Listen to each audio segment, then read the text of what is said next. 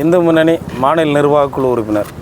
கடந்த 20/7/2025 அன்னைக்கு நம்ம பேரூர் கோவையில் பிரசித்தி பெற்ற பேரூர் பட்டீஸ்வரர் திருக்கோயில் நடை சாத்தப்பட்டுச்சு.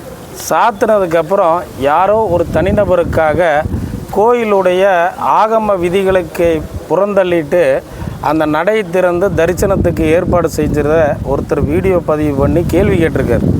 ஆனால் அதையும் தாண்டி அந்த தரிசனம் ஏற்பாடு செய்யப்பட்டிருக்குது. இது சமூக வலைதளங்களில் பெரிய வைரலாகி பேசும் பொருளாக மாறியிருக்கு. ஆனால் இதை பற்றி ஒன்றும் கவலைப்படாமல் அறநிலைத்துறை தூங்கிட்டு இருக்குது. இந்த சம்பவத்தில் ஈடுபட்ட அந்த அறநிலைத்துறை அதிகாரியை உடனடியாக பணியிடை நீக்கம் செய்யணும்னு சொல்லி இன்றைக்கு இணை ஆணையாளரை சந்தித்து மனு கொடுக்கறதுக்காக இந்து முன்னணி சார்பாக நாங்கள் வந்திருக்கிறோம். இது மாதிரி தொடர்ந்து நடந்துட்டு பல கோவில்களில் இந்த மாதிரி வேலைகள் நடந்துகிட்ருக்குது. இதை கட்டாயம் அந்த நபரை கைது செய்யணும், இல்லைன்னா பணியிடை நீக்கம் செய்யணும் அப்படின்னு சொல்லி நம்ம கேட்டுக்கிறோம். அவர் எதையும் சொல்ல மாட்டேன்றாரு. அப்புறம் இதுக்கு மட்டுமா வித்தியாசமாக சொல்லிட போகிறாரு.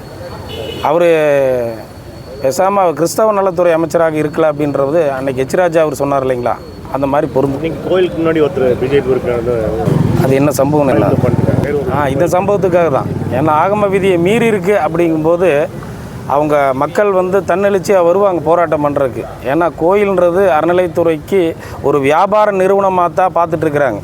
அவங்களுக்கு தெய்வம் எதுன்னு கேட்டால் உண்டியல் தான், சாமி சிலை அவங்களுக்கு தெய்வம் கிடையாது.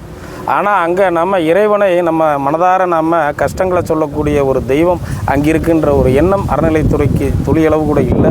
அதனால் மக்கள் போராட்டம் இது மாறுறதுக்கு முன்னாடி அந்த நபர் மீது நடவடிக்கை எடுத்து பணியிடை நீக்கம் செய்யணும். இதை சம்பந்தமாக நம்ம இணை ஆணையாளருக்கு தகவல் தெரியலையாட்டிருக்கு இப்போ வரைக்கும். அதனால் அப்படின்னு சொல்கிறாங்க.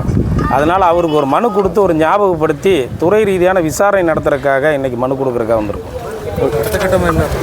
இது என்ன நடவடிக்கை எடுக்கிறாங்கன்னு பார்க்குறோம். இதுக்கப்புறமா மக்கள் போராட்டமாக நம்ம ஒரு யோசனை பண்ணலான் இருக்கோம்.